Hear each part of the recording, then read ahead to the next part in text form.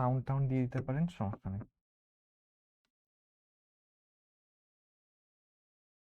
আসসালামু আলাইকুম সবাইকে, ওয়েলকাম টু দ্য ক্লাস। আমরা আমাদের এইচএসসি 26 এর সব থেকে ভয়াবহ ফিজিক্স চ্যাপ্টারের সব থেকে ভয়াবহ ক্লাসে আপনাকে ওয়েলকাম করতেছে। Newton mechanics chapter number 4 first paper, and এটার 3 নাম্বার ক্লাস। অলরেডি 2টা ক্লাস হয়ে গেছে। আমার সাথে যে যেখান থেকে আছেন, যে যেখান থেকে বসে ক্লাস করতেছেন, সবাই একটু ভাইয়াকে জানান আপনারা কেমন আছেন, কিরকম আছেন, আপনাদের পড়াশোনা কেমন চলতেছে। আমরা আপনাদের সকলের ফিডব্যাক নিয়ে খুব দ্রুত 1 মিনিটের মধ্যে ইনশাল্লাহ ক্লাস শুরু করব। আমার সাথে অনেক মানুষ যুক্ত হয়েছেন। রাফিয়া, সুবহানা, মুহাম্মদ হাসান, আল মাহমুদ, জিসান, সিনহা, রাফিয়া, রেহনুমা, জুবায়ের, তাসনিম, মোহাম্মদ হাসান, লামিয়া, ছোয়া, মেহেদি, তন্নি, কামরুল, মোহাম্মদ ইবনে, অনেকগুলো, সিদ্রাতুল মুনতাহা, আনিকা, নুসরাত, তারপর বদরুল, তাহমিদ, আরো অনেকে, ওয়াজেদ। আচ্ছা, আলহামদুলিল্লাহ অনেকে হচ্ছে কমেন্ট করছে আলহামদুলিল্লাহ ভালো আছি, ভালো আছি। Very good. ভালো থাকাটা অবশ্যই অনেক বড় একটা নিয়ামত আল্লাহর পক্ষ থেকে, এবং ভালো থাকতে পারাটা এটা যে কত বড় একটা ব্লেসিং আমাদের জন্য, এটা আমরা আসলে যখন খারাপ অবস্থায় যাই, স্পেশালি ফিজিক্যালি যখন আমরা দুর্বল হয়ে পড়ি, অসুস্থ হই, তখন বোঝা যায়। তো আলহামদুলিল্লাহ ভাইয়া ভালো আছি। অনেকে সালাম জানাইছেন, ওয়ালাইকুম আসসালাম। আমাদের পড়াশোনার এই জার্নিটা অনেক ডিফিকাল্ট একটা জার্নি। ডিফিকাল্ট জার্নি যখন আপনাকে পাড়ি দিতে হয়, এই পাড়ি দেওয়াটা ডিফিকাল্টি থাকে যদি আপনি একটা ট্রেডিশনাল ওয়েতে চলেন। আর যখন আপনার এই ট্রেডিশনাল জার্নিতে কিছুটা এক্সেপশনাল অ্যাপ্রোচ থাকে, যখন আপনি জার্নি শেষ করার যে মজাটা সেটা আগে থেকেই উপলব্ধি করা শুরু করেন, তখন আপনার এই জার্নিটা আর খুব একটা কঠিন থাকে না। আস্তে আস্তে এই জার্নিটা তখন আপনার কাছে সহজ হয়, এনজয়িং হয়ে যায়। এবং জার্নিটা যখন এনজয়িং হয়, সেটার ডেস্টিনেশনটা অলওয়েজ ভালো হয়। একটা জার্নির ডেস্টিনেশন ভালো হইতে হলে অবশ্যই জার্নিটাকে এনজয় করতে পারতে হয়। তো আমরা আজকের ক্লাসে যেমন ফ্রিকশন শিখব। আমাদের ফার্স্ট পেপারে যতগুলো টপিক আছে, মানে ফিজিক্স ফার্স্ট পেপারে যতগুলো টপিক আছে, এর মধ্যে কিছু টপিক আছে যেটা মানুষজন খুবই ভয় পায়। এর মানে অ্যাডমিশনে যাওয়ার পরও মানুষ ভয় পায়। এর মধ্যে একটা টপিক হচ্ছে আপেক্ষিক বেগ।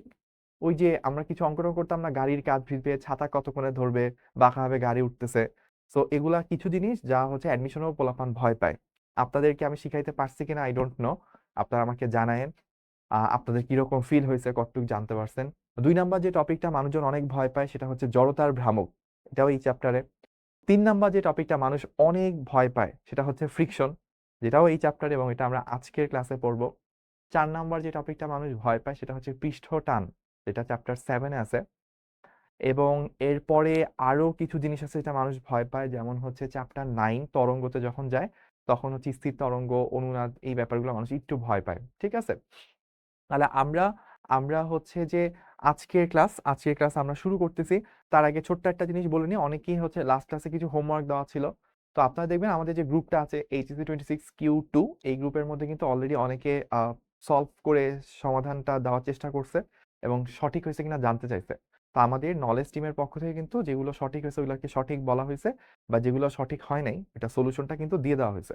তো হয়তো সবারটা একসাথে দেওয়া সম্ভব হয় নাই, বাট ম্যাক্সিমাম মানুষেরই কমেন্টে রিপ্লাই দিয়ে দেওয়া হয়েছে। আপনি যদি ওই গ্রুপের পোস্টগুলো একটু চেক করেন, তাহলে কিন্তু বুঝতে পারবেন যে হোমওয়ার্কগুলো কিভাবে সলভ করতে হয়, সলিউশনগুলো অলরেডি গ্রুপের মধ্যে আপলোড করা আছে।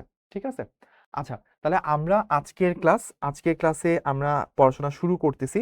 আজকের ক্লাস নিউটন মেকানিক্সের 3 নাম্বার ক্লাস। আজকে যদিও 2টা টপিক দেওয়া আছে, বাট আমরা মেইনলি পড়বো হচ্ছে ফ্রিকশন। আর আর এই তো। তো ফ্রিকশন পড়ার আগে আমরা আগের দিন একটা টপিক পড়ছিলাম, যেটা আমাকে অনেকে হচ্ছে কমেন্ট করছেন যে ভাইয়া, আচ্ছা, রকেটের গতি নিয়ে আমাকে এক দুজন বলছে যে ভাই একটু যদি দেখাইতেন ভালো হইতো। ওকে, তাহলে আমাকে একটু, আমি প্রথমে একটা রেসপন্স আপনার থেকে নিয়ে নিচ্ছি ভাই, একটা পোল কোশ্চেন লঞ্চ করতে হবে। রকেটের গতি,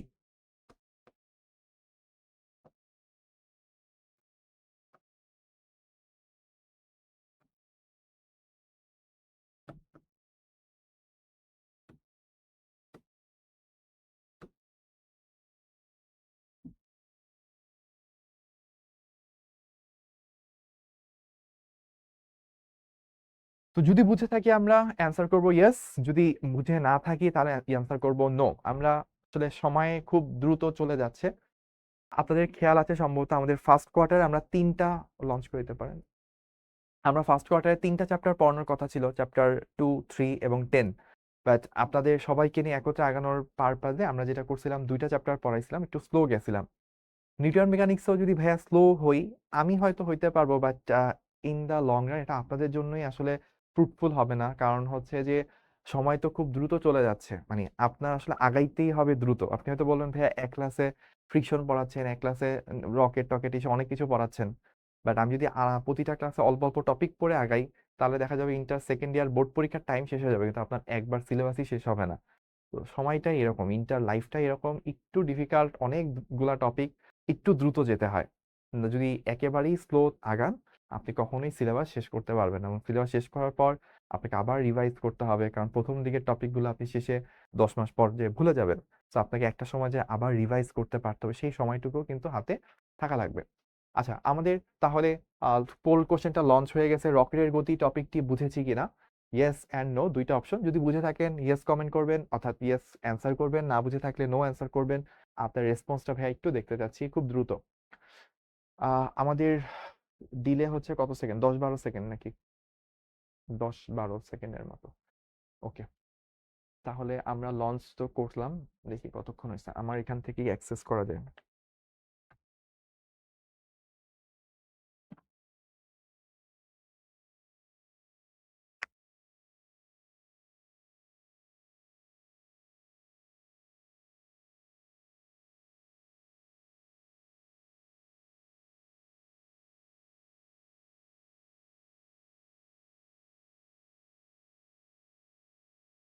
আমার মতে, আচ্ছা আমি একটা মিনিট একটু দেখে নিই, আমার এখান থেকেও দেওয়ার চেষ্টা করতেছি।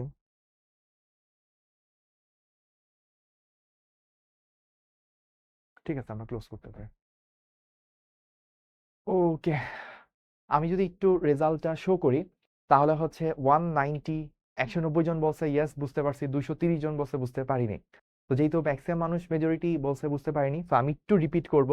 বাট আমাদেরকে কিন্তু একটু ফাস্ট হইতে হবে, কারণ আমরা যদি এক টপিকে খুব বেশি সময় টাইম পাস করে ফেলি, আমরা তখন দেখা যায় শেষ দিকের টপিকগুলো হয়তো পড়তে গেলে একটা চ্যাপ্টার আবার কম পড়ানো লাগবে। তো প্রতি কোয়ার্টার যদি আমরা একটা একটা করে পিছায় পড়ি, লং রানে কিন্তু আমরা পিছায় পড়বো, এই ব্যাপারটা একটু আমাদের খেয়াল রাখতে হবে।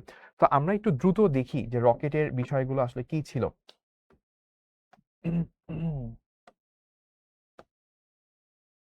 তো রকেট, রকেট সায়েন্স খুব ইন্টারেস্টিং না শুনতে টপিকটা? এই হচ্ছে একটা রকেট।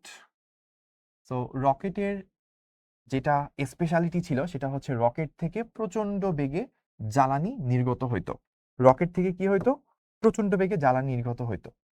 তো একটা হচ্ছে রকেটের ভর, আর আরেকটা ডাটা দেওয়া ছিল আমাদের কাছে, সেটা হচ্ছে রকেট থেকে কি বেগে জ্বালানিগুলো বের হচ্ছে, এটাকে আমরা ভিআর বলতাম, জ্বালানি নির্গমন।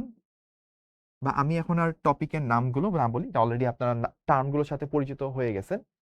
যে আমাদের রকেট থেকে জ্বালানিগুলো একটা বেগে বের হয়, এটাকে আমরা ভিআর বলে থাকি, জ্বালানি নির্গমন বেগ, জ্বালানি নির্গমন বেগ বা ভিআর বলে থাকি।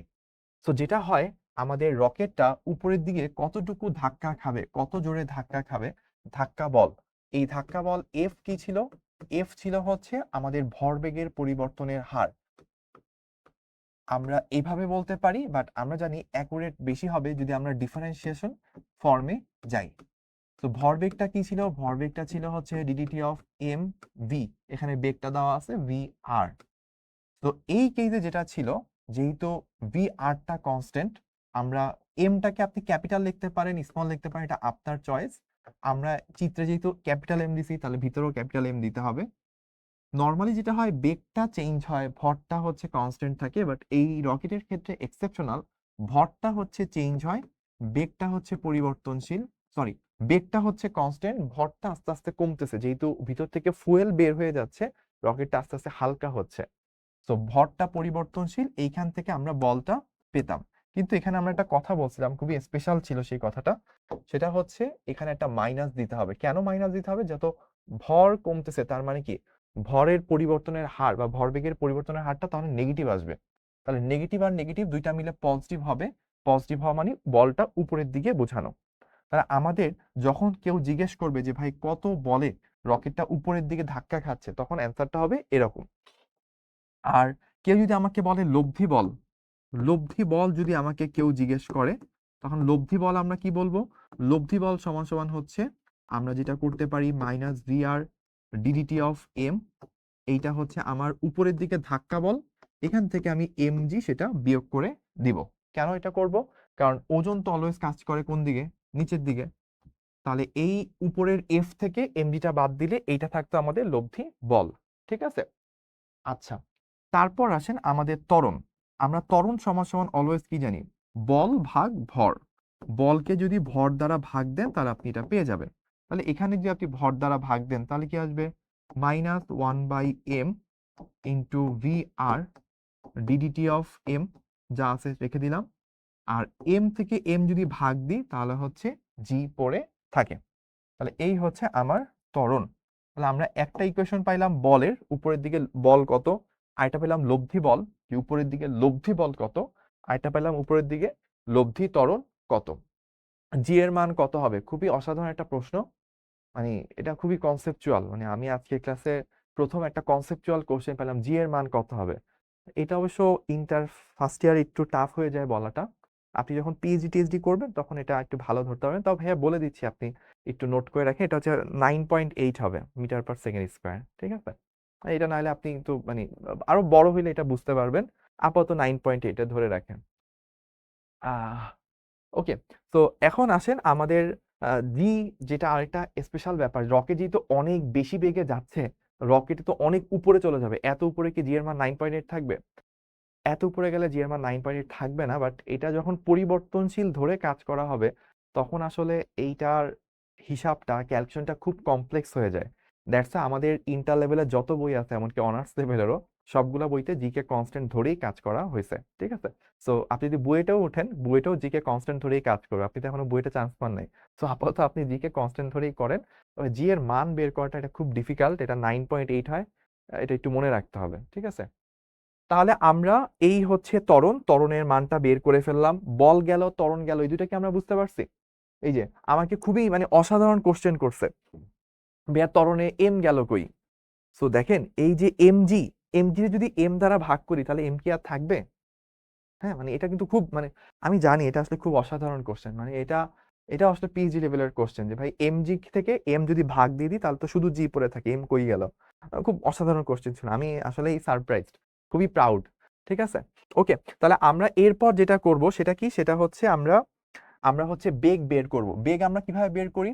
আমরা তো ত্বরণ সমান সমান জানি, ত্বরণ হচ্ছে ডিডিটি অফ, ত্বরণ হচ্ছে ডিডিটি অফ ভি, এটা আমরা জানি। এবং সেই ত্বরণের মান কত আসছে? Minus one by m into v r into ddt of m, তাই না? মাইনাস জি, এটা আসছিল। তো এখন ডিভি, আমি বেগটা যদি বের করতে চাই ডিডিটাকে ওই পাশে নিতে হবে। তাহলে আমাদের কি থাকে? ডিভি ইজ ইকুয়ালস টু, ডিডিটাকে আমি গুণ করে ওই পাশে নিয়ে নিলাম। তাহলে দেখেন minus one by m v r ddt of m into dt minus g into dt. আমি ডিটিটাকে এই পাশে গুণ করে ফেললাম। গুণ করার পর দেখেন কিছু কাহিনী ঘটবে। ডিটি ডিটি কি হবে? ডিটি ডিটি ওরা হচ্ছে কাটাকাটি চলে যাবে। ঠিক আছে? আচ্ছা, তাহলে এখন আমরা এখান থেকে কি পাবো? দেখেন এখান থেকে পাচ্ছি minus V r dm by M minus g dt. এটা কি পাইলাম? এটা হচ্ছে ডিভি সমান সমান পাইলাম, ডিভি সমান সমান এই জিনিসটা পেয়ে গেলাম। এবার আমরা কি করব? এবার আমরা ওইদিকে একটু সাজাবো। ওর উপরে এরকম একটা সাজানোর জিনিস দিলাম, ওর উপর দিলাম, ওর উপর দিলাম। ঠিক আছে? আমি এটা সাজানোর জিনিসপাতি দিয়ে দিলাম। আর আরেকটা অসাধারণ ক্লাস কোশ্চেন পাইছি, অসাধারণ কোশ্চেন। মানে আমি না 26 ব্যাচের ক্লাসে ঢুকলে না আমি আর কি, আমি পুরা অবাক হয়ে যাই। মানে অসাধারণ সব কমেন্ট থাকে। কমেন্টটা কি ভাইয়া? ভাইয়া আগের ক্লাস করিনি, আজকের ক্লাস কি বুঝবো? মানে পিএইচডি লেভেলের কোশ্চেন, এত কনসেপচুয়াল কোশ্চেন, মানে আমি না কি যে করব, মানে কি জবাব দেবো আমার মাথায় আসে না। সো আমরা তাহলে আসি, আমরা তাহলে এখানে ছিলাম ইন্টিগ্রেশন করতেছি। এখন বলবেন ভাইয়া ইন্টিগ্রেশন করতে গেলে ভিআর কে বাইরে নিয়ে আসলেন কেন, জি কে বাইরে নিয়ে আসলেন কেন?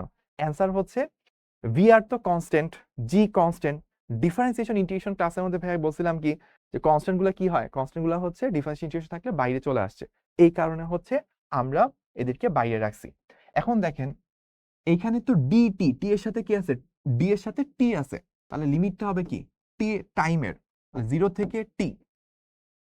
একদম শুরুতে যখন টাইম শূন্য ছিল তখন ভর কি ছিল, টোটাল ভরটা ছিল ধরলাম এম নট, শুরুতে টোটাল ভর। টি সময় পর তো ভর একটু কমে যাবে, শেষে ভরটা ধরলাম টি সময় পর ভরটা এম। একদম শুরুতে বেগ কত ছিল, এটা ভি নট। টি সময় পর বেগ কত থাকবে, এটা হচ্ছে ভি। তাহলে আমরা দেখি ডিভি কে ইন্টিগ্রেশন করলে কি হয়, ভি আসে, V naught V minus V আর। তো এই জিনিসটা যদি কেউ না বুঝে থাকেন, এটা আসলে আপনি কিছুই আপাতত বুঝার মতো না।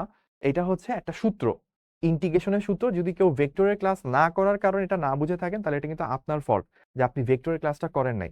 ভেক্টরের ক্লাসে এই জিনিসপাতিগুলো কিন্তু ভাইয়া শিখায় দেওয়া হয়েছিল, যে যখন আপনি ডিএক্স বাই এক্স এটাকে ইন্টিগ্রেশন করেন, ডিএক্স বাই এক্স এটাকে ইন্টিগ্রেশন করলে কি আসে, লন এক্স আসে। তাহলে ডিএম বাই এম ইন্টিগ্রেশন করলে কি আসবে, লন এম চলে আসবে। মাইনাস জি ডিটি ইন্টিগ্রেশন করলে টি চলে আসবে, 0 থেকে টি পর্যন্ত। এখন তাহলে আমরা মানগুলো বসাই, ফার্স্টে ভি, তারপর মাইনাস, ফার্স্টে আপার লিমিটটা বসাইতে হয়, তারপর লোয়ার লিমিট, আমরা ভেক্টর চ্যাপ্টারে দেখছিলাম। Minus V r ln m minus ln M not minus G t minus 0। আমরা প্রথমে আপার লিমিটটা লিখি, তারপর লোয়ার লিমিটটা লিখি। এবার দেখেন, এবার আমরা খুব জটিল একটা কাজ করব, ভি নটটাকে ওই পাশে নিয়ে যাব। এত জটিল কাজ করছেন আপনারা জীবনে, করেন না আমি শিওর। তারপর দেখেন আমি যেটা করব, লন M naught by M minus G T করে ফেললাম। কিন্তু কিভাবে করলাম, প্রথমে দেখেন লন যদি বিয়োগ হয়, লন এ মাইনাস লন বি, তখন যেটা হয় লন এ ভাগ বি হয়। তাহলে আপনি বলবেন ভাইয়া তাহলে তো হওয়ার কথা ছিল লন এম ভাগ এম নট, কিন্তু আপনি তো উল্টা লিখছেন।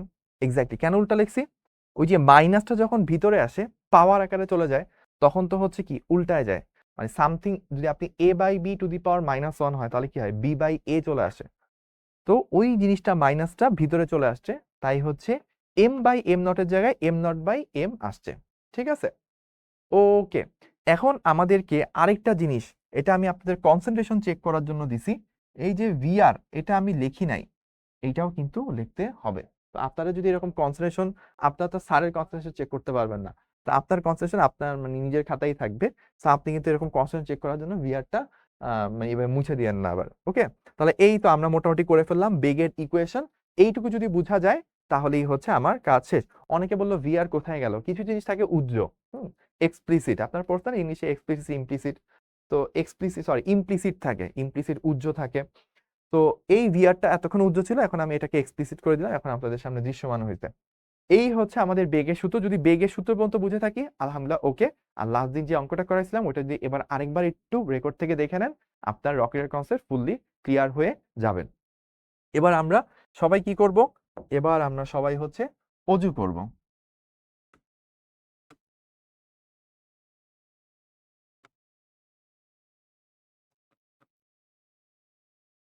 বাজে হচ্ছে 5টা 22।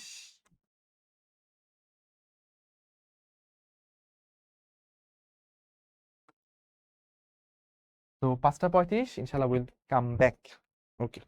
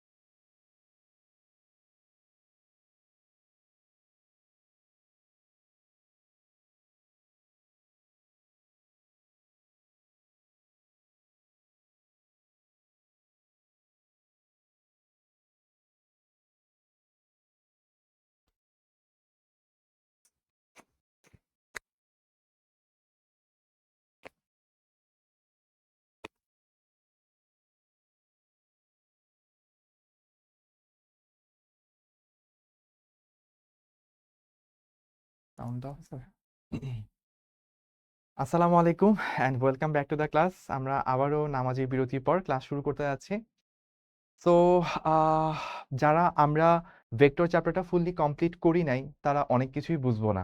ভেক্টর চ্যাপ্টার দিয়ে কেন হচ্ছে আমাদের সিলেবাস শুরু হয়েছিল, বিকজ ভেক্টর হচ্ছে সব চ্যাপ্টারের বেসিক। শুধু আপনার গতিবিদ্যা না, শুধু নিউটন বলবিদ্যা না, আপনি পরবর্তী যে কোনো চ্যাপ্টার যাবেন দেখবেন ভেক্টর চ্যাপ্টারের একটা টপিকে যদি আপনি মিস করে আসেন আপনার বুঝতে কষ্ট হবে। আমি জানি আজকে যখন আমি জিজ্ঞেস করছিলাম যে রকেটের টপিক কে কে বুঝেন নাই, অনেকেই বলছেন, হয়তো 50% 60% মানুষ বলছেন বুঝেন নাই। এর মধ্যে 60% মানুষ এই কারণ 60%-এর মধ্যে দেখা যাবে 55% মানুষ এই কারণে বুঝেন নাই বিকজ পুরো জিনিসটা ছিল ক্যালকুলাসের। এখন সে ভেক্টর ক্যালকুলাসের ক্লাসই করে নাই, সে কিভাবে বুঝবে? তো ওই ক্লাস যদি আমি আপনাকে 10-12 পড়াই আপনি বুঝবেন না আনলেস আপনি ভেক্টর ক্যালকুলাসের ক্লাস করে আসেন। তো এই জন্য বলতেছি ফিজিক্সের সবকিছুই একটার পর একটা ধরে ধরে ধরে ধরে একটা বিল্ড আপ প্রসেস থাকে। আপনি এইখানে একটা জিনিস মিস করে আসবেন, তারপর আপনি চিন্তা করবেন এইখানের এই জিনিসটা আমি পারবো, এটা কখনোই ফিজিক্সে হবে না। তো যদি আপনার মনে হয় যে আমি বুঝতেছি না, আপনাকে আগে প্রথমে হচ্ছে ভেক্টরের পুরো প্লেলিস্টটা আপনার কোর্সের মধ্যে আছে, এটা শেষ করতে হবে। তারপর আপনি এগুলা পড়বেন, আপনি ভালো বুঝতে পারবেন। ঠিক আছে? আচ্ছা, তো আমরা এবার আসি আমাদের হচ্ছে ফ্রিকশন। ফ্রিকশন বা বাংলায় হচ্ছে ঘর্ষণ, এই টপিক থেকে আমরা এখন শুরু করব।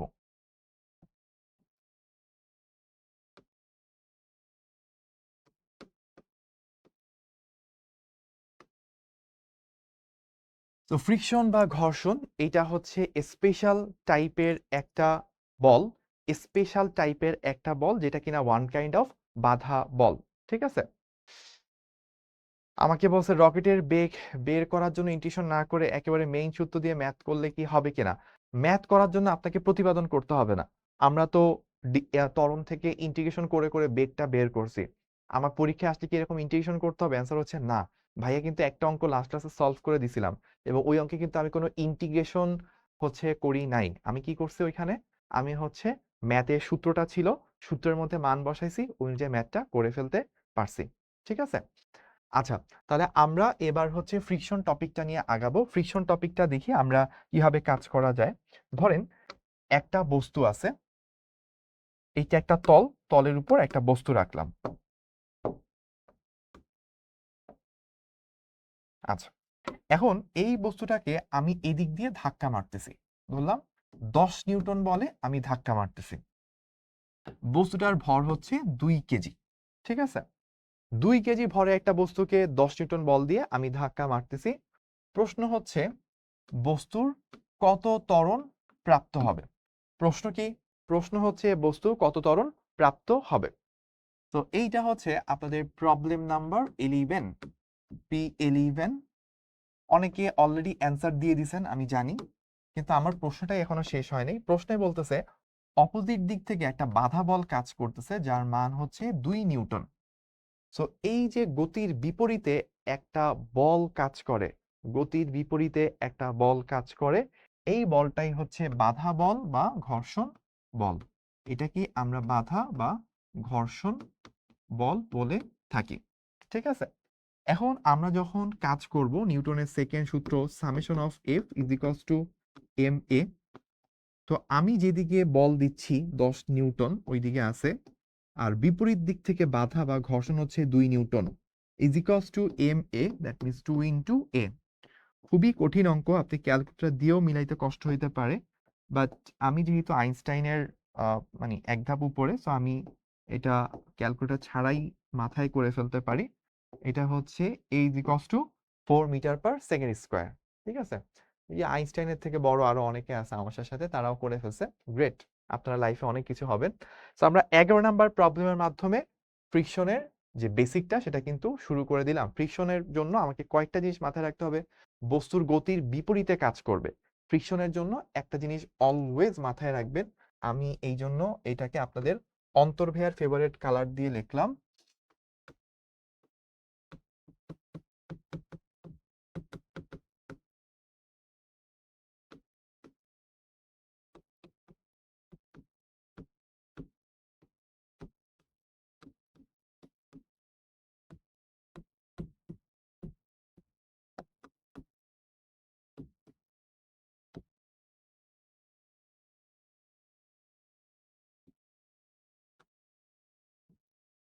ফ্রিকশন বা ঘর্ষণ বল সর্বদা গতির বিপরীতে কাজ করে। ঠিক আছে, হঠাৎ করে অন্তরের কথা মনে পড়লো, তাই আপনাদের অন্তর ভাইয়ের কালার ইউজ করলাম। এই কালারটাকে আমি বলি অন্তর কালার, কারণ ও এত এই কালার ইউজ করে যে অন্তরের স্লাইড আসলে সবসময় এই কালারই দেখা যায়। ঠিক আছে, তো তাহলে আমরা এখানে এই প্রবলেমটা কি করলাম, যে আমার এই পাশে 10 নিউটন একটা বল, উল্টো দিক থেকে একটা বাধা বল, লব্ধি বল 10 - 2 = 8, ওইটাকে 2 দ্বারা ভাগ দিলাম, ত্বরণটা কত সেটা পেয়ে গেলাম। ঠিক আছে,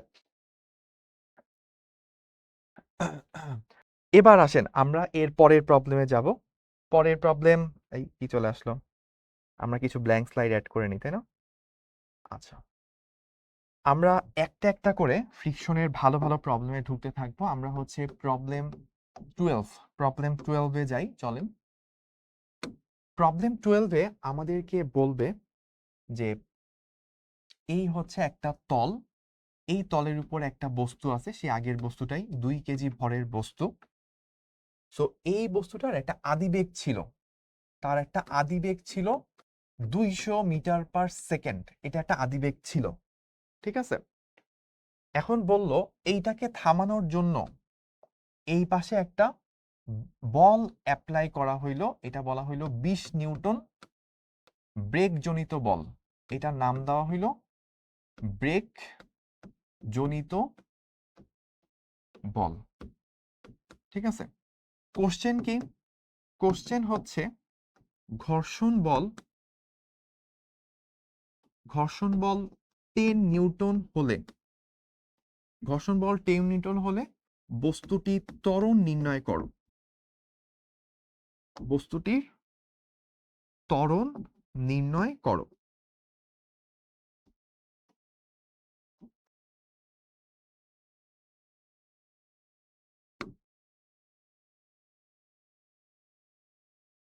এই হচ্ছে আমাদের প্রশ্ন, একদম সিম্পল একটা কোশ্চেন, আমরা এটা সলভ করব।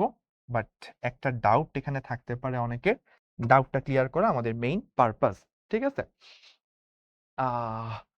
এবার আসেন, আমাদের যখন প্রশ্নের মধ্যে বলতেছে একটা বস্তু সামনের দিকে চলতেছে, ধরেন একটা গাড়ি চলতেছে, তো ওই গাড়িটার ব্রেক করছে, ব্রেক করলে কি উল্টো দিক থেকে একটা বল ব্রেকের কারণে কাজ করবে, সেটা হচ্ছে 20 নিউটন। কিন্তু রাস্তার মধ্যে একটা ঘর্ষণ বলও দেওয়া আছে, এইটা হচ্ছে 10 নিউটন। এখন বলছে বস্তুটির ত্বরণ নির্ণয় করো। আচ্ছা, চলেন আমরা ত্বরণটা বের করি। আমরা জানি কি summation of F is equals to M A. আমরা কি করতেছি, আমরা সলিউশনটা নির্ণয় করতেছি। এখন দেখেন আমার বস্তুর উপর যে ব্রেক জনিত বল, সেটা তো এই দিক থেকে, বস্তুর গতি যেদিকে তার বিপরীত দিকে।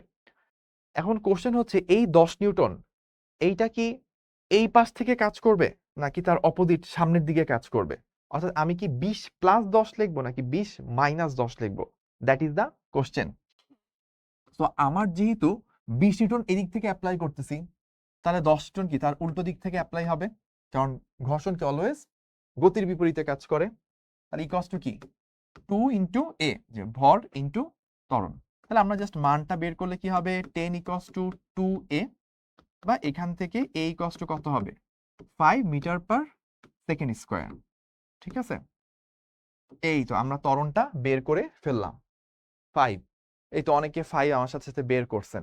ঠিক আছে, তো কে কে এটা বুঝতে পারছেন আমাকে একটু কমেন্ট করে লেখেন তো, ক্লিয়ার বা ইয়েস বা ক্রিস্টাল ক্লিয়ার। আপনারা তো অনেক কিছু লেখেন, সিসি, তারপর হচ্ছে অল ক্লিয়ার, সিসি মানে crystal clear, all clear, shampoo ট্যাম্পু অনেক কিছু বলেন। এই যে অনেকের 5 আসছে, অনেকের 5 আসছে, দেখি কার কার ক্লিয়ার হয়েছে। এই একটা বুগি নাই চলে আসছে, আচ্ছা ক্লিয়ার আসছে অনেকগুলো, clear clear, CC crystal clear, আরে অসাধারণ অসাধারণ। ঠিক আছে, একদম ক্রিস্টাল ক্লিয়ার। তো একটু আপনাদেরকে বলে দিতে চাই, আপনাদের ক্রিস্টাল ক্লিয়ার ঠিক আছে, আর এটা হচ্ছে ভুল ক্রিস্টাল ক্লিয়ার। এটা কি ক্লিয়ার, এটা হচ্ছে ভুল ক্রিস্টাল ক্লিয়ার, সলিউশনটা ভুল।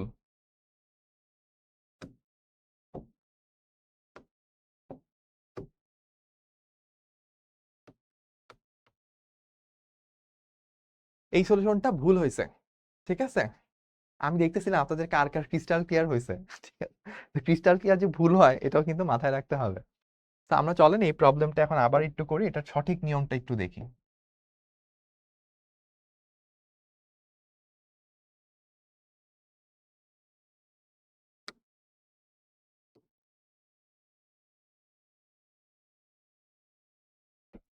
এবার আমরা সঠিক ওয়েতে এটা সলিউশন করব।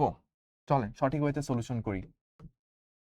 সো আমরা জানি কি summation of F is equals to M A, তাই না? সো আমাদের এখন যদি চিন্তা করি, আমার এই দিক থেকে বাধাজনিত একটা বল আছে 20 নিউটন, ঠিক আছে? এই বলটার কারণে কি হবে, বস্তু সামনের দিকে 200 বেগে যাচ্ছে, এখন বেগটা আস্তে আস্তে কমবে, 200 থেকে কমে 195, 190, 180, মানে স্পিডটা কমতে থাকবে। কিন্তু বস্তুর এখনো বেগটা কোন দিকে, সামনের দিকে। বেগ যেদিকে, গতি যেদিকে, তার বিপরীতে অলওয়েজ ঘর্ষণ বল কাজ করে। তাহলে ঘর্ষণ বল যে 10 নিউটন, এইটাও কি এই অপোজিট দিকেই কাজ করবে। কেন? কারণ বস্তু আগাচ্ছে সামনে, তাহলে ঘর্ষণ বল কি তার অপোজিট দিকে। তাহলে 20 নিউটন যেদিকে, 10 নিউটন একই দিকে কাজ করতেছে। তাহলে একই দিকে যেহেতু, সো প্লাস হবে 20 plus 10 equals to M a. M কত? 2 ইন্টু এ। তাহলে এখানে 30/2, তাহলে করলে এই কষ্ট কত আসে? 15 মিটার পার সেকেন্ড। এবং আমার অবশ্যই দিকটা বলে দিতে হবে কোন দিকে কাজ করতেছে। এটা হচ্ছে গতির বিপরীতে, গতির বিপরীত দিকে। এই হচ্ছে আমার সলিউশন, ঠিক আছে? এখন আর আমি জিজ্ঞেস করবো না কে কে বুঝছেন, ক্রিস্টাল ক্লিয়ার, কারণ এখন একবার আপনারা ধরা খাইছেন আর কমেন্ট করতে চাবেন না, এটা আমি জানি। তো জানি না, সরি, যেটা বলতেছিলাম যে এখন আপনাদের ক্রিস্টাল ক্লিয়ার সেটা আমি জেনে গেছি। -15 কে দিতে হবে কিনা, যদি আপনি এই কথাটা লিখে দেন যে গতির বিপরীত দিকে, তাহলে আর মাইনাস দেওয়া লাগবে না। আর আপনি যদি এই দিকটাকে, অপোজিট দিক থেকে মাইনাস ধরে কাজ করেন, তাহলে মাইনাস দিলেও হবে। তো মাইনাস দেওয়া না দেওয়া কোনোটাতেই কোনো সমস্যা নেই। আপনি দিকের কথা উল্লেখ করলে মাইনাস প্লাস যে কোনটা আপনি দিতে পারেন, ঠিক আছে? আচ্ছা, এবার তাও অনেকেই ক্রিস্টাল ক্লিয়ার বলছে, ভেরি গুড। তো আমরা এবার কেউ করব, আমরা এবার হচ্ছে পরের প্রবলেমটায় যাব, P13। তো আমি আজকে বেসিক্যালি সারাদিন যেটা করব, আপনাদের ক্লাস মনে হয় 6:30টায় শেষ, 6:30টা পর্যন্ত আমি একটার পর একটা ম্যাথ করাই যাব।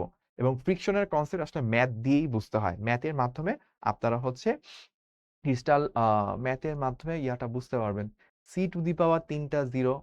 ও আচ্ছা, ক্লিয়ার ক্লিয়ার ক্লিয়ার এরকম বুঝাইছে, তাই তো? অসাধারণ, আপনার ইউনিক কমেন্ট ইদানিং শুরু করেছেন। আচ্ছা, জানতাম না, খাতায় উঠাই নাই। আচ্ছা, 200 কই গেল? আচ্ছা, ঠিক আছে, ওকে। তো আমরা হচ্ছে প্রবলেম নাম্বার 13 এবার করব। দেখি আমাদের প্রবলেম 13টা কি বলতেছে। প্রবলেম 13 বলতেছে যে এইটা একটা রাস্তা,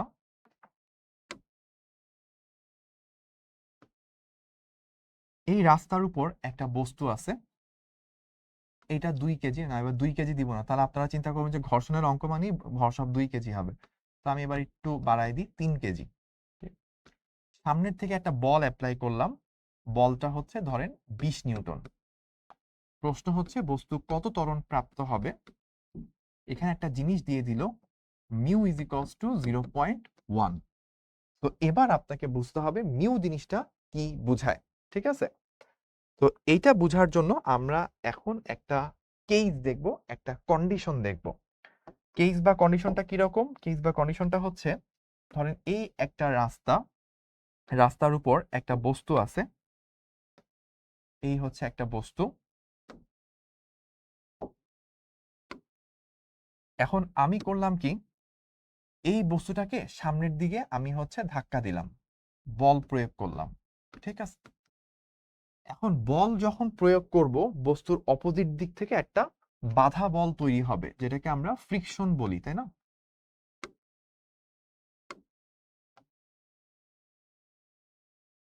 তো এই ফ্রিকশন বলের মান কত হয় সেটা বোঝার জন্য একটা ফর্মুলা আমাদেরকে দিছে।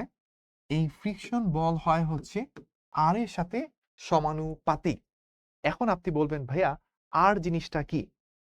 তো মাথায় রাখতে হবে আর হচ্ছে অভিলম্বিক প্রতিক্রিয়া। আর ভাইয়া কি? আর হচ্ছে অভিলম্বিক প্রতিক্রিয়া।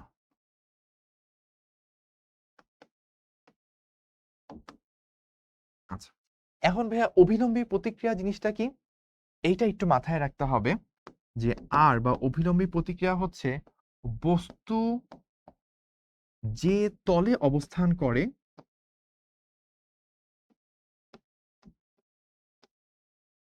বস্তু যে তলে অবস্থান করে সেই তলের সাথে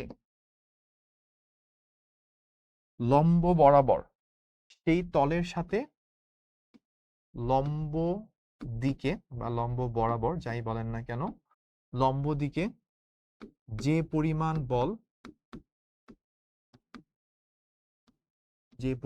বল বস্তুর উপর, যে পরিমাণ লব্ধি বল বস্তুর উপর প্রযুক্ত হয়।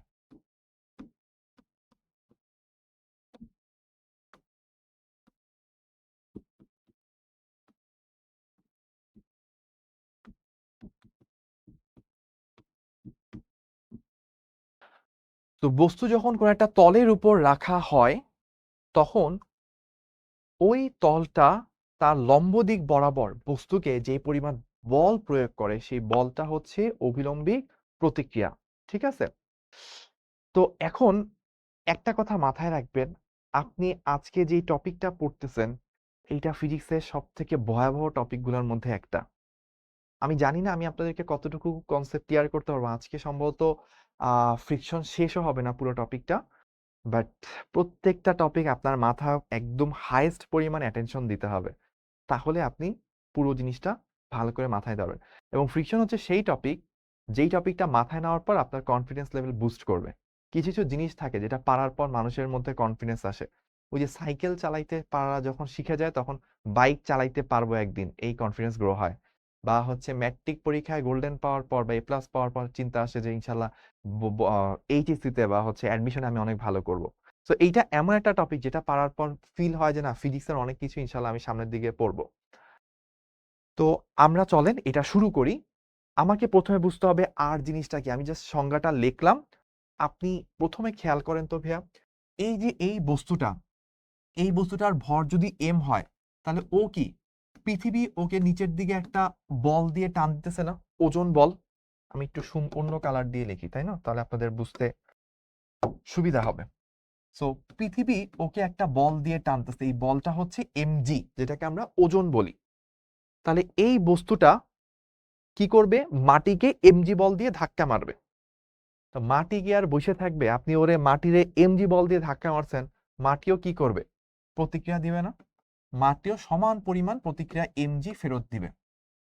তাহলে দেখেন তো ভাইয়া, এই কথাটা বুঝেন কিনা, বস্তু যেই তলে আছে, যে হলুদ কালারের তলটা, ওই তলের সাথে লম্ব বরাবর যে বলটা প্রযুক্ত হয়েছে সেটার মান কত, mg। এই mg হচ্ছে এই ক্ষেত্রে r, এই mgটাই হচ্ছে এই ক্ষেত্রে r। অর্থাৎ একটা বস্তু যেই তলে থাকে, সেই তলের সাথে লম্ব বরাবর কতটুকু বল প্রযুক্ত হয়, সেই বলটাই হচ্ছে আমার অভিলম্বিক প্রতিক্রিয়া। তো এই ক্ষেত্রে r হচ্ছে আমার অভিলম্বিক প্রতিক্রিয়া। ঠিক আছে? এখানে একটা কথা আছে, এই কথাটা লব্ধি কথাটাকে আপনি লিখবেন কি লিখবেন না, এইটা আসলে একটা মানে কি বলবো, কনফিউজিং ওয়ার্ড। কোনো কোনো জায়গায় লব্ধি কথাটা ইউজ করে, কোনো কোনো জায়গায় লব্ধি কথাটা ইউজ করে না। তো আমি আপনাদেরকে বলবো, বইতে যদিও লব্ধি কথাটা থাকবে, কিন্তু আপনারা লব্ধি কথাটা লিখবেন না। সবাই প্রত্যেকে এই জিনিসটা খাতার মধ্যে করবেন। আমার সাথে নিশ্চয়ই তুলছেন, লব্ধি কথাটা খাতা থেকে কেটে দেন। হয়তো আপনার বইতেও থাকবে, ইচ্ছা করে এটা লিখছি যেন বইতে থাকলেও আপনি না লেখেন। কেন বলছি? কারণ দেখেন, এই বস্তুটার ওজন নিচের দিকে, অভিলম্বী প্রতিক্রিয়া উপরের দিকে, দুইটা মিলে লব্ধি কত, 0। এই কারণে তো বস্তু উপরেও যাচ্ছে না, নিচেও যাচ্ছে না। তো আমি যদি বলি যে ভাই লব্ধি বলটাই হচ্ছে আমার আর, তাহলে লব্ধি বলটা তো 0, তাহলে অভিলম্বী প্রতিক্রিয়া তো অলওয়েজ 0 আসবে। আসলে হচ্ছে অভিলম্বী প্রতিক্রিয়াটা লব্ধি না, বরং উপরের দিকে কতটুকু বল লব্ধি আকারে থাকতেছে, উপরের দিকে কতটুকু বল অবশিষ্ট থাকতেছে, সেটাই হচ্ছে মানে আপনি কিছু পরিমাণ বল হচ্ছে নিচের দিকে কাজ করে, কিছু পরিমাণ বল উপরের দিকে কাজ করে, উপরের দিকে কতটুকু পরিমাণ বল কাজ করতেছে সেইটা হচ্ছে অভিলম্বিক প্রতিক্রিয়া। তা আমি পুরো জিনিসটা আরেকবার একটু সামারি করি। কোন একটা বস্তুকে কোন একটা তলের মধ্যে রাখছেন, ওই তলের মধ্যে রাখলে কি হবে, বস্তু ওজন বা এই ধরনের বিভিন্ন কারণে তলকে একটা চাপ দিবে, একটা বল দিবে, ফলে তলও কি ওই সমান পরিমাণ বল উপরের দিকে ফেরত দিবে। তো তলের সাথে লম্ব বরাবর যেইটুকু বল আপনি উপরের দিকে পাবেন, সেই বলটাই হচ্ছে অভিলম্বী প্রতিক্রিয়া। যেমন এই কেসে অভিলম্বী প্রতিক্রিয়ার মান কত, mg, ওজনের সমান। ঠিক আছে? এখন দেখেন, আমাদের এইখানে একটা জিনিস যেটা, সেটা হচ্ছে এইটা কিন্তু ফ্রিকশন বল। ঠিক আছে? এইটা হচ্ছে ফ্রিকশন বল। শুধু এফ যেটা, এটা তো আমার প্রযুক্ত বল, এটা আমি যে কোনো মানের বল দিতে পারি। এই ফ্রিকশন বল কতটুকু বাধা বল সেটা নির্ভর করবে অভিলম্বী প্রতিক্রিয়া আর এর উপর। আর যত বেশি হবে আপনার বাধাটা তত বেশি হবে, বা ঘর্ষণ বলের মানটা তত বেশি হবে। এখন আসেন আমরা পরের অঙ্কটা একটু করি। পরের অঙ্কে আমাকে দেখেন কি বলছে ভাইয়া, আমাকে বলতেছে যে এইখানে একটা বল প্রয়োগ করা হয়েছে, ত্বরণ কত হবে। তাহলে আমরা যখন সলিউশনে যাব, সলিউশনে আমরা কি করি ভাইয়া, সলিউশনে আমরা লিখি সামেশন অফ এফ, সবগুলো বলের লব্ধি, সেটা হচ্ছে এম এ। তাহলে আমি তো ভাইয়া সামনের দিকে 20 নিউটন বল প্রয়োগ করছিলাম, 20 নিউটন সামনের দিকে আছে, আমার গতি যেহেতু সামনের দিকে, তাহলে ঘর্ষণ বলটা কাজ করবে কি বিপরীত দিকে। তাহলে ফ্রিকশন বলটা যেহেতু বিপরীত দিকে, তাহলে এটাকে বিয়োগ করতে হবে। ফ্রিকশন বল এটার মান আমরা কি শিখছি, mu into r equals to M a 3a। আচ্ছা, এখন খেয়াল করেন তো ভাইয়া 20 মাইনাস মিউ, মিউটা একটা কনস্ট্যান্ট। আমরা এই যে আগের স্লাইডে দেখেন লিখছিলাম এফ সমানুপাতিক আর, এই সমানুপাতিক থেকে সমান সমান আনতে গেলে একটা কনস্ট্যান্ট দরকার হয়। এই কনস্ট্যান্টটাই হচ্ছে মিউ, এই কনস্ট্যান্টটাই মিউ, এটাকে বলা হচ্ছে ঘর্ষণ গুণাঙ্ক, এইটাকে বলা হয় ঘর্ষণ গুণাঙ্ক, বা এটাকে ইংলিশে বলে ফ্রিকশন কোএফিসিয়েন্ট, ফ্রিকশন কোএফিসিয়েন্ট। ঠিক আছে, তো মিউ যত বেশি হয় ঘর্ষণ বল তত বেশি হয়। আচ্ছা, এখন তাহলে মিউ ইন্টু আর, মিউ কত দেওয়া কোশ্চেনে, মিউ কোশ্চেনে দেওয়া আছে 0.1, আর কত হবে, এই কেসে আমার কি হচ্ছে ওজনের সমান পরিমাণ বল হচ্ছে উপরের দিকে প্রযুক্ত হচ্ছে, তার মানে আর আসলে কি হবে এমজি, ওয়াই অক্ষ বরাবর অর্থাৎ তলের সাথে লম্ব বরাবর একটা বলই প্রযুক্ত হবে, হচ্ছে তল বস্তুটাকে কতটুকু বল ফেরত দেয় সেটাই হচ্ছে এমজি। তাহলে আমার এম কত, এম হচ্ছে 3, জি কত 9.8, ইকুয়ালস টু 3 ইন্টু এ। তাহলে এই পুরা ইকুয়েশনটা সলভ করলে আপনি কি পাবেন, পুরা ইকুয়েশনটা সলভ করলে আপনি পাবেন এর মান কত। তো ভাইয়া বের করতেছি, আপনারাও একটু বের করেন। 0.1 ইন্টু 3 9.8 ডিভাইডেড বাই 3।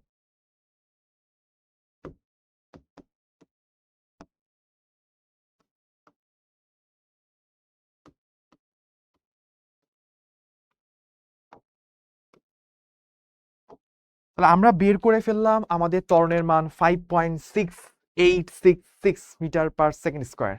আমার সাথে এইটুকু পর্যন্ত আপনারা কি ধরতে পারছেন?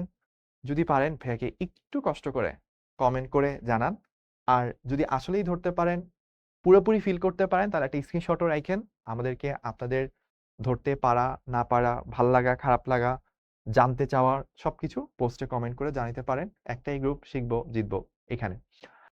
আচ্ছা, বুঝেছি, ক্লিয়ার ক্লিয়ার, ওকে ওকে, ঠিক আছে। তাহলে আমি আরেকবার একটু রিপিট করি যে আমি এদিক থেকে 20 নিউটন একটা বল প্রয়োগ করতেছিলাম, 3 কেজি ভরের বস্তু, ফ্রিকশন কোএফিসিয়েন্ট বা ঘর্ষণ গুণাঙ্ক দেওয়া আছে, প্রশ্ন কি বস্তু কত ত্বরণে সামনে আগাবে।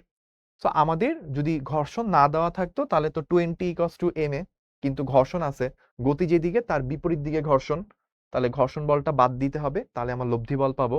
ঘর্ষণ বলের মান কি মিউ ইন্টু আর, সো মিউ দেওয়া আছে 0.1 বসাইছি, আর কি তলের সাথে লম্ব বরাবর বল, এটা হচ্ছে আমার আর। তো আমার তলের সাথে লম্ব বরাবর বল কত, তলকে বস্তু কি এমজি বল দিয়ে ধাক্কা মারছে, তাহলে তলও কি বস্তুকে এমজি পরিমাণ প্রতিক্রিয়া দিবে। তাহলে উপরের দিকে প্রতিক্রিয়া বলটা হচ্ছে এমজি, সো 3 ইন্টু জি, অর্থাৎ এম ইন্টু জি 3 ইন্টু 9.8, এটা বসাইছি, এখান থেকে এ এর মান কত এটা হচ্ছে পেয়ে গেছি। আমাকে বলছে clear to the power infinity, Rubayet Ahmed, thank you. Okay, আমরা তাহলে 13 নাম্বার প্রবলেমটা করে ফেললাম। এবার আমরা P14 14 নাম্বার প্রবলেমে যাব, এবং দেখেন এক একটা ম্যাথ শিখতেছেন, দ্যাট মিনস আসলে কি আপনি এক একটা পরিমাণ, এক একটা আপনি কনসেপ্ট শিখতেছেন, প্রতিটা ম্যাথ কিন্তু আসলে একটা কনসেপ্ট গ্রো করে। এবং আপনারা কি জানেন যে ফিজিক্সের সব থেকে ফেমাস যে বইটা, এটা হচ্ছে রেজনিক হ্যালিডের লেখা। রেজনিক হ্যালিডের বইতে চ্যাপ্টারের শেষে যে ম্যাথগুলো থাকে, সেই ম্যাথগুলোকে থিওরিতে কনভার্ট করে শাহজাহান তপন স্যার এবং ইসাক স্যারের বই লেখা হয়েছে। মানে আপনারা যে বইগুলাকে একদম বেসলাইন বই ধরেন, শাহজাহান তপন স্যার এবং ইসাক স্যারের বই, আপনি যদি কখনো ভার্সিটিতে উঠেন পড়াশোনা করেন ফিজিক্স নিয়ে, আপনি রেজনিক হ্যালিডের বইগুলো নিয়ে যদি দেখেন, আপনার বইয়ের এক একটা কনসেপ্ট, একটা থিওরি 2-3 পেজের, ওইটা আসলে রেজনিক হ্যালিডের বই একটা ছোট্ট ম্যাথ ছিল, ওই ম্যাথটাকে থিওরিতে কনভার্ট করে অনুবাদ করে বাংলায় বই বানানো হয়েছে। Yes, this is the reality. Okay, তাহলে আমরা এখন একটু খেয়াল করি পরের যে প্রবলেমটা আমাদেরকে বলতেছে। পরের প্রবলেমটা কিরকম? পরের প্রবলেমটা বলতেছে এরকম যে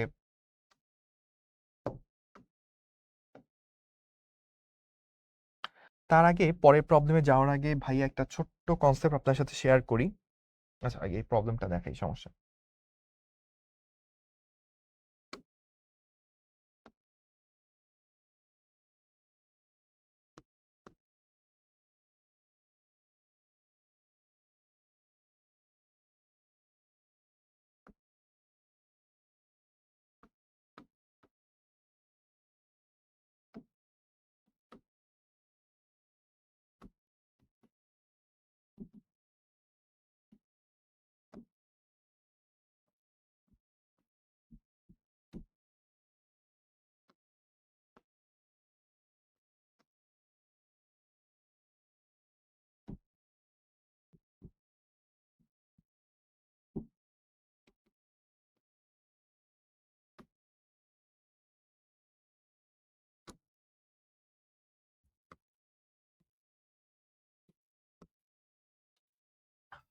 আমাদেরকে বলতেছে একটা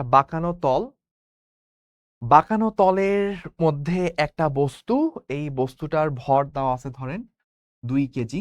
সে আবারও 2 কেজি ভরের বস্তুতে চলে গেলাম, তাকে আদিবেগ 0 দেওয়াই আছে।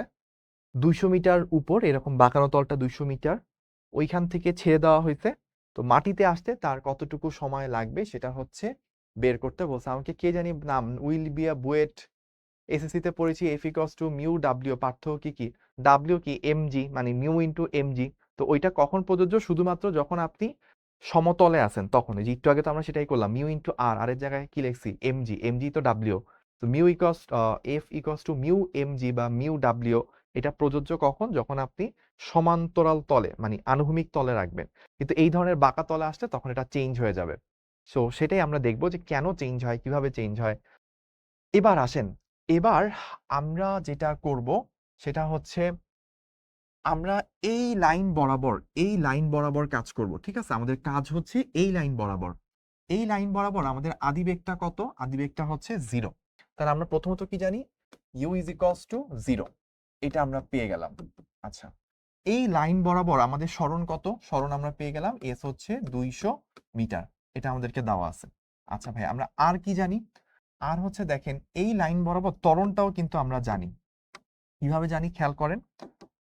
এটা একটু খুবই কনসেপচুয়াল জিনিস, ভালোভাবে ধরতে হবে। আপনি দেখেন এইখান থেকে এই লম্ব বরাবর কি অভিকর্ষ ত্বরণ জি কাজ করতেছে? লম্ব বরাবর অভিকর্ষ ত্বরণ জি কাজ করতেছে। এখন দেখেন এই অ্যাঙ্গেলটা 30 ডিগ্রি। ঠিক আছে, এই অ্যাঙ্গেলটা 30 ডিগ্রি।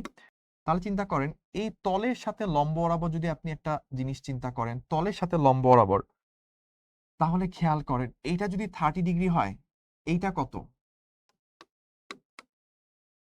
30 ডিগ্রি হইলে এই অ্যাঙ্গেলটা তো 90 ডিগ্রি। 30, 90, 120। তাহলে ত্রিভুজের অপর কোণটা কত হবে?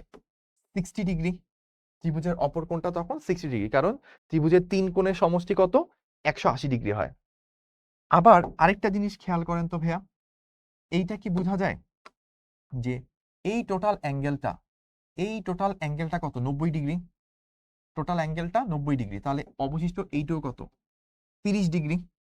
অবশিষ্ট বাকিটুকু 30 ডিগ্রি। তাহলে অভিকর্ষ ত্বরণ জি এইদিকে কাজ করতেছে। তাহলে জি এর এদিক বরাবর উপাংশ কত? জি কস 30।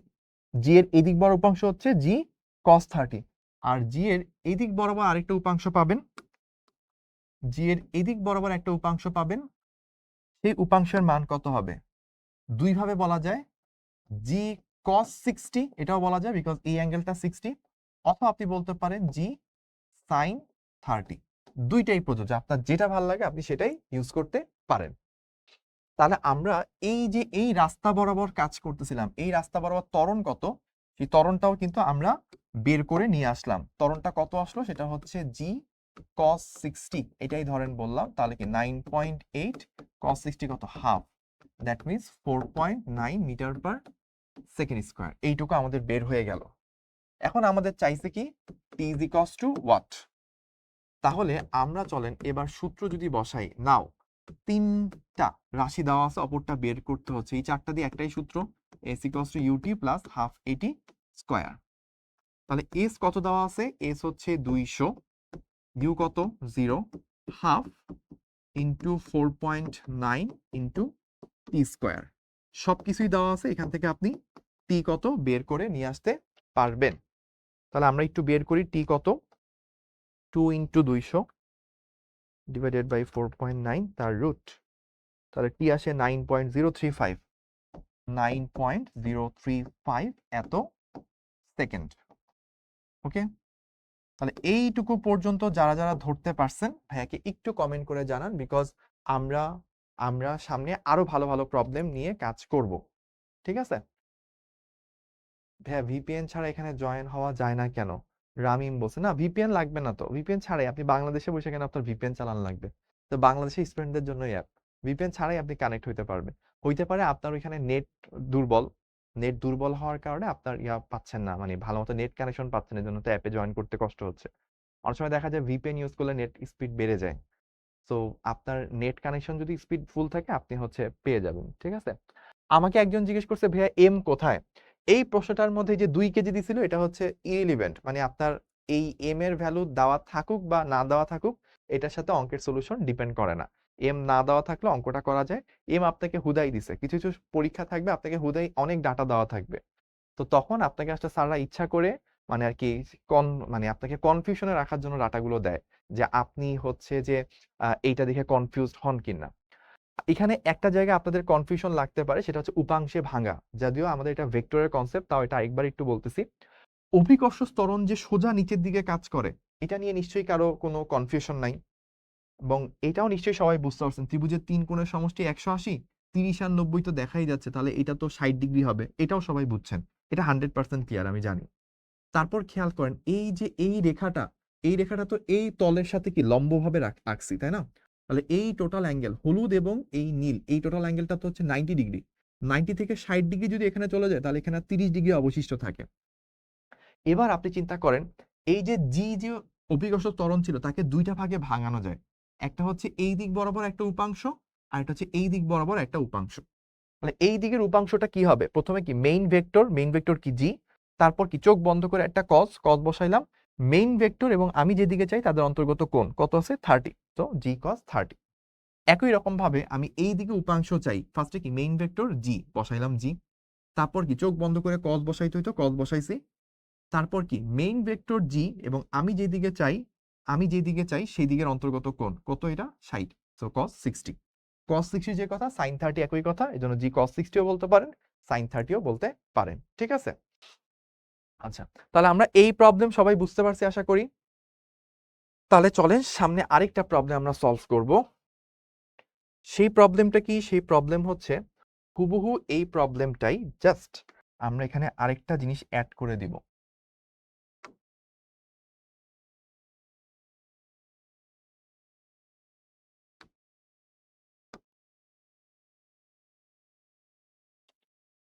তো আগের মতো এক্স্যাক্টলি সেম, আগেরটা ছিল আমার 14 নাম্বার প্রবলেম, তো এইটা হয়ে যাবে আমার 15 নাম্বার প্রবলেম।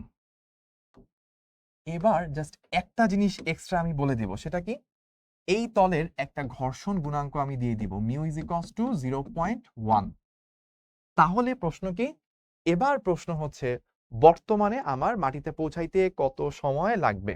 ঠিক আছে, একই প্রশ্ন, মাটিতে পৌঁছাইতে কত সময় লাগবে?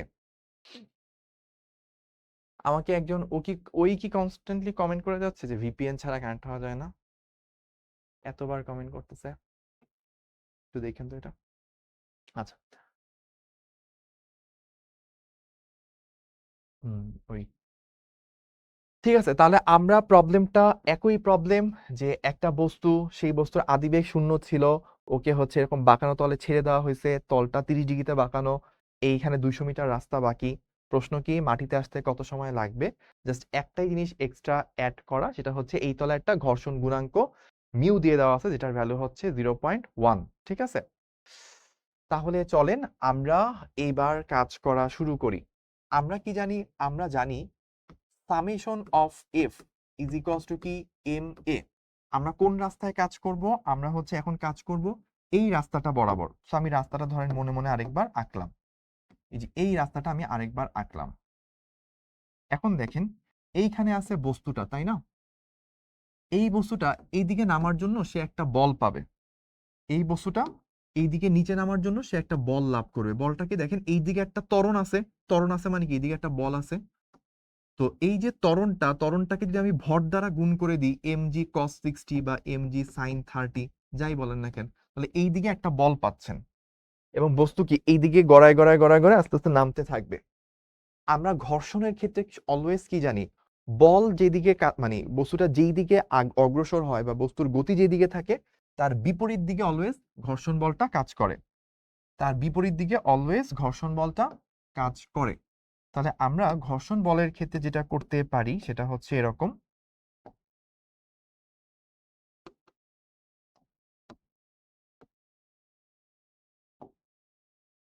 ঘর্ষণ বল অবশ্যই বিপরীতে কাজ করবে। নিচের দিকে নামতেছিল যেই বলের কারণে সেটা হচ্ছে mg sin 30, আর উল্টো দিকে যে বলটা কাজ করবে সেটা আসলে কি মিউ ইনটু আর। এটা হচ্ছে ঘর্ষণ বল।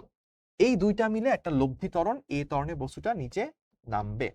তাহলে সামেশন অফ এফ একটা কি mg sin 30 আর আরেকটা কি উল্টো দিকে বাধা বল, এটা কি mu into R is equals to M A, তাই না? এই ঘটনাটাই এখন আমাদেরকে কি করতে হবে? সলভ করতে হবে। আচ্ছা, এখন আমাকে একটু কেউ বলতে পারবেন যে ভাইয়া এম যা আছে থাকুক, এম জি সাইন 30 মানে কত? 0.5, তাই না? মিউ তো কোশ্চেনে দেওয়া আছে 0.1। এখন আর কত হবে? এখন আর কি সেই, হ্যাঁ ওইটা ডিলিট করে দেন ওর। আপনাদের একজন হচ্ছে কনস্ট্যান্টলি আমাকে কমেন্ট করে যাচ্ছেন ভিপিএন ছাড়া নাকি জয়েন হওয়া যায় না। আপনাদের বাকিরা একটু আমাকে কমেন্ট করে জানান তো আপনারা কি সবাই, এই যে অনেক মানুষ কানেক্ট আছেন, সবাই কি ভিপিএন দিয়ে কানেক্ট হয়েছেন কিনা? আর একই কমেন্ট যদি অনেকবার করেন তাহলে যে অনেকে যেমন হচ্ছে একজন বলছে এম কেটে যাবে বা হচ্ছে আর এর ভ্যালু mg cos 30 কিনা n60 কিনা, এই যে টেকনিক্যাল কিছু সুন্দর সুন্দর প্রশ্ন থাকে এটা আপনার কনফিউশন গুলো ভাইয়া থেকে ক্লিয়ার হয়ে নেবেন। সো এই টেকনিক্যাল কোশ্চেন গুলোই তো আমার চোখে পড়া উচিত, কিন্তু আমি যদি কোশ্চেন একসাথে 20-30টা কমেন্ট দেখি যে ভিপিএন ভিপিএন ভিপিএন এরকম যদি 20-30টা কমেন্ট আসে, তাহলে তো ভাইয়া আপনাদের সুন্দর সুন্দর যে প্রশ্নগুলো টেকনিক্যাল কোশ্চেন গুলো ওগুলো ভাইয়া মিস করে যাব না? সো এটা তো একটা কমন সেন্স যে আমরা ওই টাইপের মানে একই কমেন্ট কখনোই আমরা অনেকবার করব না, আর করলেও যদি সেটা লজিক্যাল হয়ে থাকে একটু পর পর করব, যেন ভাইয়া যদি কোনো কারণে মিস করেও যায় আপনি যেন একটু পরে সেটা বুঝতে পারেন। ঠিক আছে, ওকে, তাহলে আমরা আবার আমাদের জায়গায় ফেরত আসি। আমরা একটা বস্তু নিয়ে কাজ করতেছি, এই বস্তুর ওজনের একটা উপাংশ বা অভিকর্ষ ত্বরণের একটা উপাংশ এই দিকে কাজ করে, এই উপাংশটার কারণে বস্তু নিচে পড়ে। আর উল্টো দিকে একটা বাধা বল বা ঘর্ষণ বল কাজ করবে মিউ ইনটু আর। প্রশ্ন হচ্ছে এখানে আর এর ভ্যালু কত হবে? আপনারা যেমন ছোটবেলায় পড়ে আসছেন ঘর্ষণ বল মানে হচ্ছে মিউ ইনটু ডাব্লিউ বা মিউ ইনটু ওজন। এখানেও কি আর এর ভ্যালুটা ওজনের সমান ডাব্লিউ সমান হবে নাকি এখানে অন্য কিছু হবে? তো ভাইয়া যেটা বললাম যে অনেকে হ্যাঁ সবাই বলছে যে ভিপিএন ছাড়া কানেক্ট হয়েছি, আবার অনেকে বলছে ব্লক করে দেন। আমি আসলে ব্লক করার পক্ষপাতী না। ও হয়তো মানে আর কি অনেক আশা নিয়ে ক্লাস করতেছে, তো ও ক্লাস করুক, বাট ওর প্রতি রিকোয়েস্ট থাকবে ভাইয়া আপনি এমন কোনো কমেন্ট করবেন না যেটার কারণে বাকি সবার ক্ষতি হয়, ঠিক আছে? আচ্ছা, তাহলে আমরা এখন আসি। আমাদের এইখানে মাথায় রাখতে হবে বস্তু যেই তলে অবস্থান করতেছে ওই তলের সাথে লম্ব বরাবর, কি বললাম ভাইয়া? ওই তলের সাথে লম্ব বরাবর কতটুকু বল কাজ করে সেই বলটাই কিন্তু হচ্ছে ভাইয়া ঘর্ষণ বল। তাহলে তলের সাথে লম্ব বরাবর যে বলটা কাজ করবে সেটার নাম হচ্ছে ঘর্ষণ, সেটার নাম হচ্ছে অভিলম্বী প্রতিক্রিয়া। আর এখন দেখেন আপনি তলকে একটা বল প্রয়োগ করলেই না তল আপনাকে একটা বল ফেরত দিবে। তলকে আপনি কি বল প্রয়োগ করতেছেন? এই যে খেয়াল করেন জি কস 30 ওজনের বা অভিকর্ষ ত্বরণের একটা উপাংশ তো এইদিকে নিচে নামায় আনতেছে, আরেকটা উপাংশকে আপনি কি করতেছে? তলকে ধাক্কা মারতেছে। তাহলে এই তলের ধাক্কাজনিত যে বলটা, এই বলটা কত? mg cos 30, অর্থাৎ এই বস্তুটা তলকে mg cos 30 বল দিয়ে লম্বভাবে ধাক্কা মারছে। তাহলে তলও কি সমান পরিমাণ বল অপোজিট দিকে ফেরত দিবে mg cos 30। তাহলে আমার যেই তলে আমি অবস্থান করছি তলের সাথে লম্ব বরাবর বলটা হচ্ছে mg cos 30। এই কারণে আমি এখানে মিউ ইনটু আর এর জায়গায় লিখব mg cos 30 is equals two ma। এবং এইটা যদি বুঝে থাকেন তাহলে এটাও বুঝবেন এখানে এমটা না হইলেও কোনো সমস্যা ছিল না, বিকজ এমটা পুরো ইকুয়েশন থেকে ডানে বামে কাটাকাটি চলে যাবে। তাহলে আমাদের কি থাকলো, এই দুইটা গুণ করলে হয় 4.9 minus 0.1 into 9.8 into √3/2 is equals to A. তাহলে এখান থেকে আমাদের এ কত সেটা পড়ে থাকবে। আমাকে একটু একটু কমেন্ট করে জানান এর মানটা কত আসে, আমিও বের করতেছি যদিও।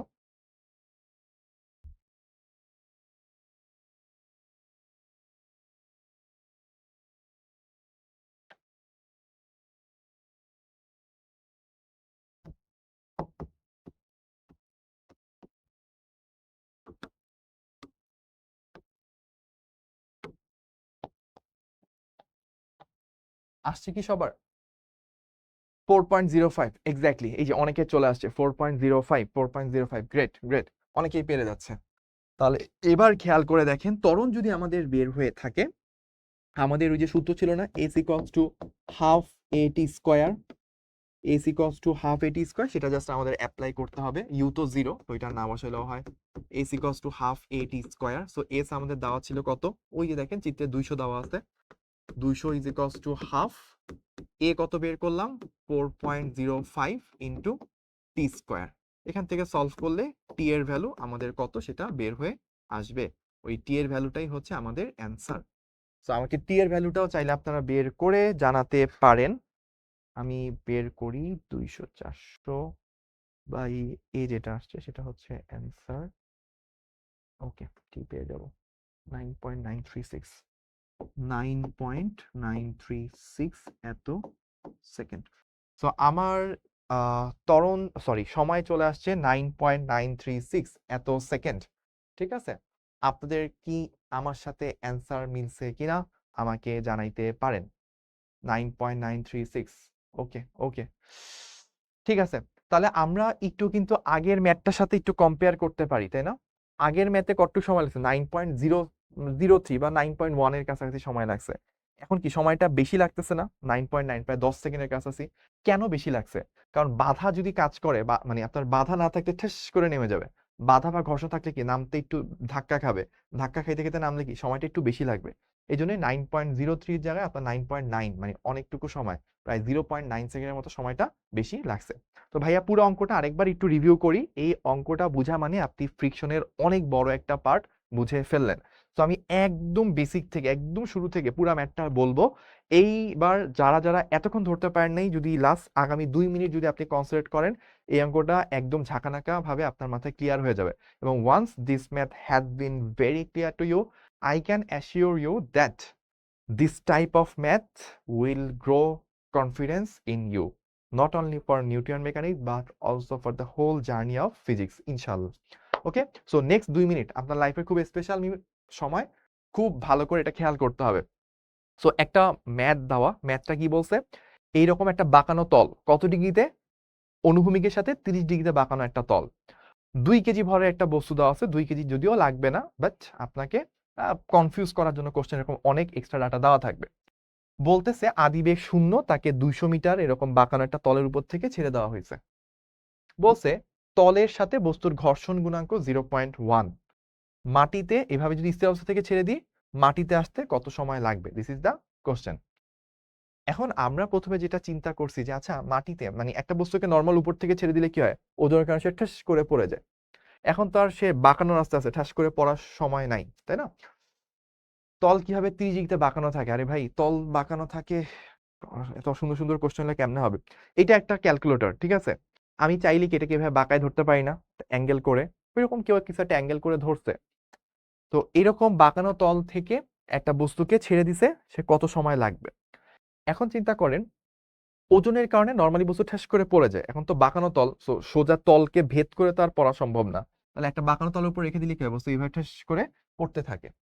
কেন পড়তে থাকে চিন্তা করেন, এই যে অভিকর্ষ ত্বরণ বা ওজন যাই বলেন না কেন, এই ওজনের বা অভিকর্ষ ত্বরণের একটা হচ্ছে আমাদের, যেই তল বরাবর আমি পড়বো ওই তল বরাবর একটা উপাংশ নিব, আর ওই তলের সাথে লম্ব বরাবর আরেকটা উপাংশ নিব।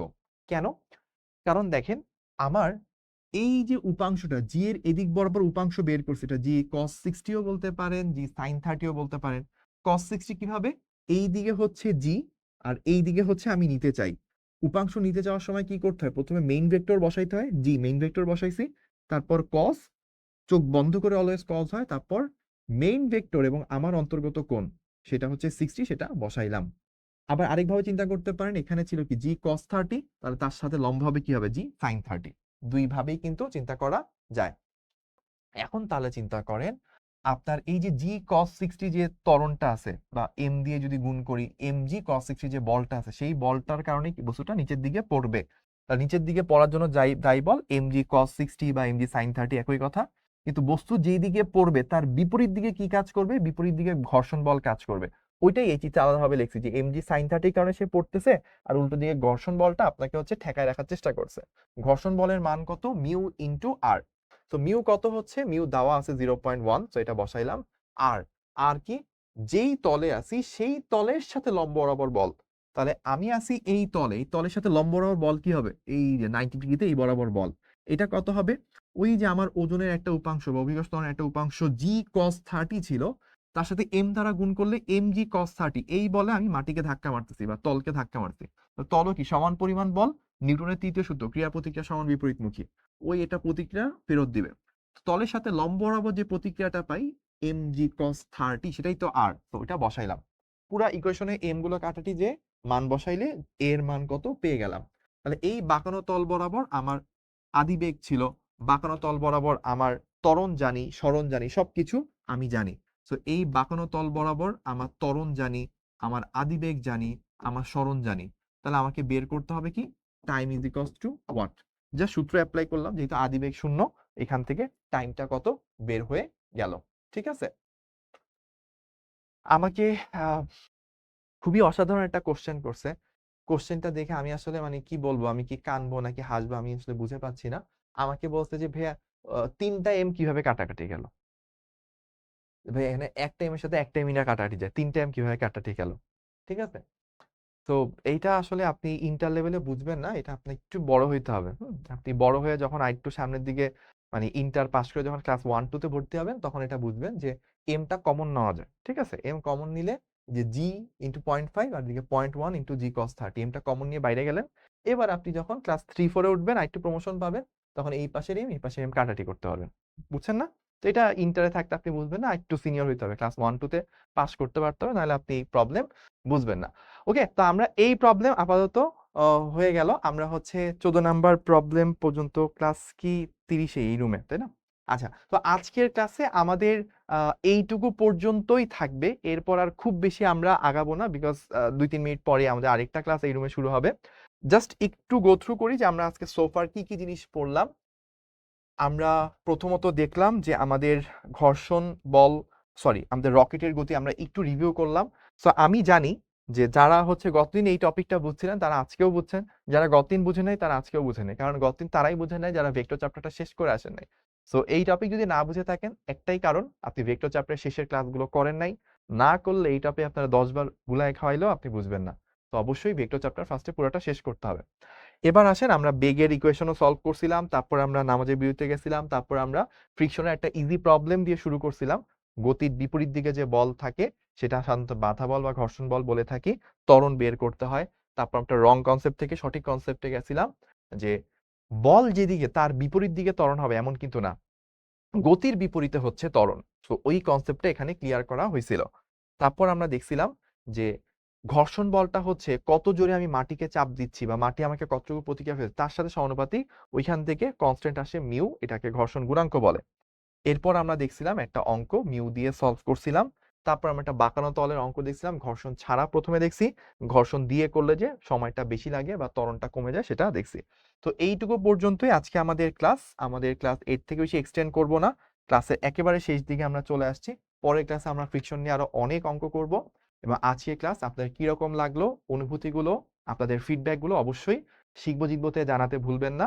এবং নেক্সট উইকে শনিবার পর্যন্ত আমরা চাই আপনারা এই চ্যাপ্টারের সোফার পড়ানো জিনিস এবং ভেক্টরের রেখে আসা জিনিস সবগুলো শেষ করে পরের ক্লাসে সবাই একসাথে, যারা রেকর্ড ক্লাস দেখবেন অনেকদিন পরে বা এই সপ্তাহের যে কোনো দিন, তারাও যেন সবাই সবকিছু টপিক শেষ করে নেক্সট শনিবারে একসাথে ভালো করে ফ্রিকশনের অসাধারণ কিছু ম্যাথ করতে পারি। সেজন্য শুভকামনা এবং আশা রইল। আল্লাহ হাফেজ। আসসালামু আলাইকুম।